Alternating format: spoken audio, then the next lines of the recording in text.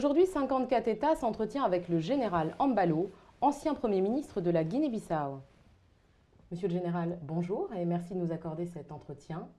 Je ne peux m'empêcher de vous demander si votre présence ici à Paris a un lien avec la réunion qui s'est tenue ce jour, mardi 29 mai à l'Élysée, sur l'initiative du président Emmanuel Macron et en présence notamment de 4 acteurs impliqués dans la crise libyenne pour tenter d'obtenir une résolution de ce conflit qui perdure depuis 7 ans. Ben, c'est pas tout à fait, mais comme vous le savez que j'ai beaucoup de liens avec la Libye depuis le temps de faire guide libyen Muammar Kadhafi. Je ne pourrais pas être indifférent si je peux aider en quelque sorte d'approcher les frères libyens pour avoir une entente. Effectivement, vous connaissiez, si je ne m'abuse très bien, le guide libyen et vous avez multiplié, de par vos multiples missions, les allers-retours en Libye pendant plus de 20 ans. Que pensez-vous de la situation? C'est douloureux, c'est dommage de voir la Libye qui avait déjà arrivé à un stade de développement, un pays émergent, pour le voir aujourd'hui tout détruit et cassé. Vraiment, c'est très désolable pour le peuple libyen.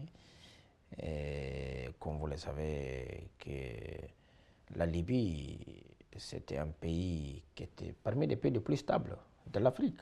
Et aujourd'hui, pour retrouver dans cette situation, vraiment, c'est désolable.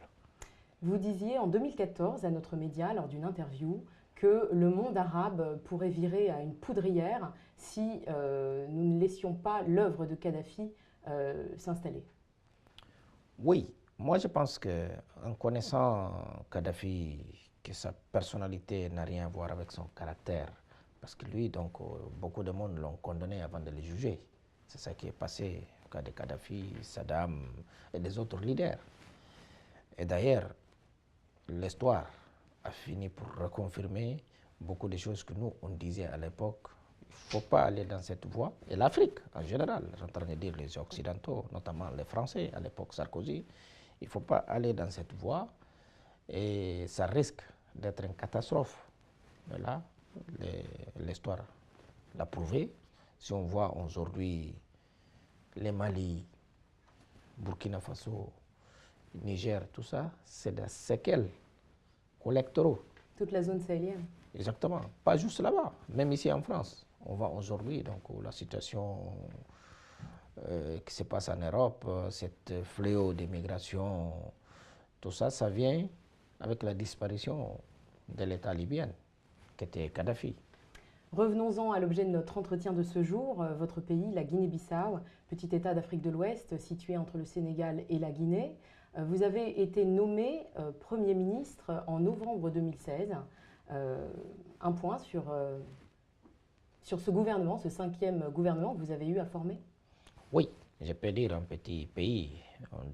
Donc moi, je suis le genre qui dit qu'il n'y a pas jamais les petits États. Dans le monde, tous les États ils sont égaux. Mais tout à fait, c'est vrai que j'ai passé 16 mois en tant que Premier ministre, président du Conseil des ministres.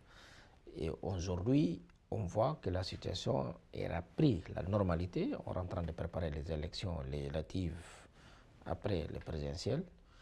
Effectivement, donc on pense que d'ici un an, il y a tout qui va rentrer dans la raille. Mais quelles étaient les grandes lignes de votre politique générale, vos priorités? Bon, comme vous le savez, moi quand j'étais Premier ministre, j'avais 3 axes: la santé, l'éducation et les infrastructures. Mais j'ai réussi quand même à finir avec toutes les grèves qui étaient dans le secteur de l'éducation, santé. Et j'ai réussi aussi avec l'ensemble du gouvernement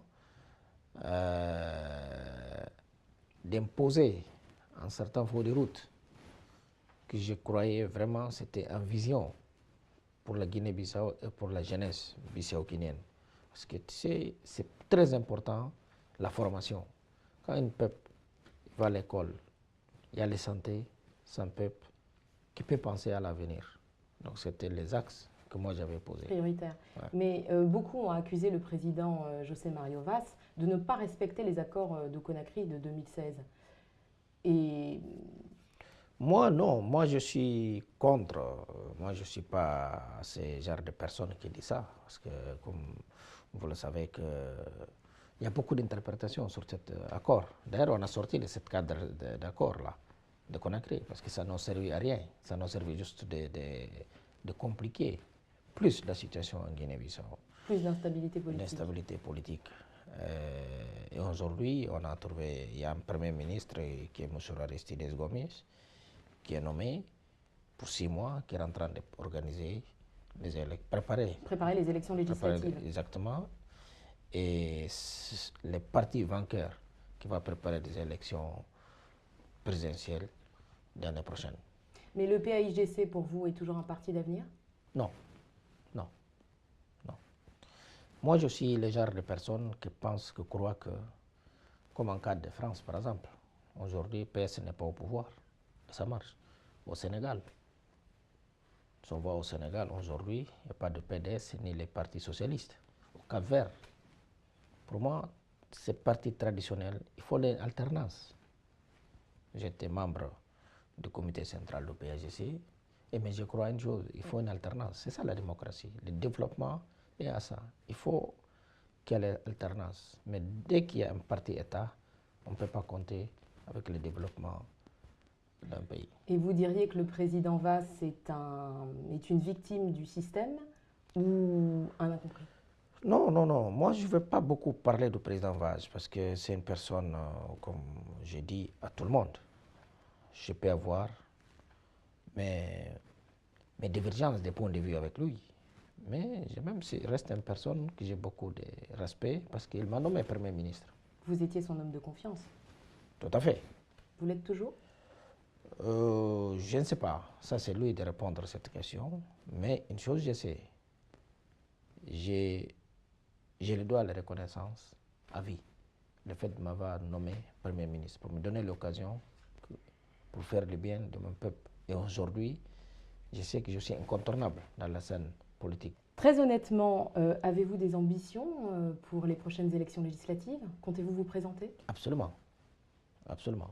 Donc là, comme vous le savez, on a un mouvement qui s'appelle Mouvement 15.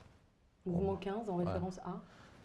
Donc, c'est là qu'est partie la base de mon soutien avec les partis PRS, Parti de Rénovation Sociale, qui était de feu Kumbayala, aujourd'hui qui est présidé par Alberto Nambeya.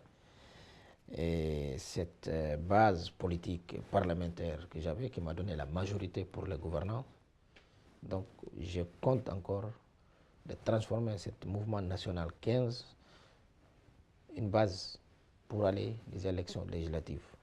Et je suis sûr et certain qu'avec ça, on pourra gagner des élections législatives. Elles devraient avoir lieu en novembre? Absolument. Et le mot de la fin? Bon, je pense que nous, en tant que mouvement, qu'aujourd'hui, tous les diagnostics ou pronostics donnent qu'on pourrait gagner les élections avec une majorité absolue. Et on est en train de voir la stratégie si on doit faire une coalition avant ou post-électoral avec les PRS. Ça, c'est une manière de sauver la Guinée-Bissau. Sauver la Guinée-Bissau de ces fléaux. Et surtout aujourd'hui, PAIGC, c'est un parti, mon ex-parti qui est affaibli. Oui. Un parti très affaibli. Et avec cette coalition, je vous assure qu'on pourrait vraiment mettre Guinée-Bissau sur le rail de développement, qui soit comme Sénégal, par exemple, un pays émergent, tenant compte de la potentialité que ce pays a. Vous semblez en tout cas tout à fait confiant. C'est le meilleur que nous pouvons vous souhaiter. Tout à fait. Donc là, nous sommes, je suis tout à fait confiant de cette victoire, soit législative et soit au présidentiel. 54 États vous remercient pour l'interview.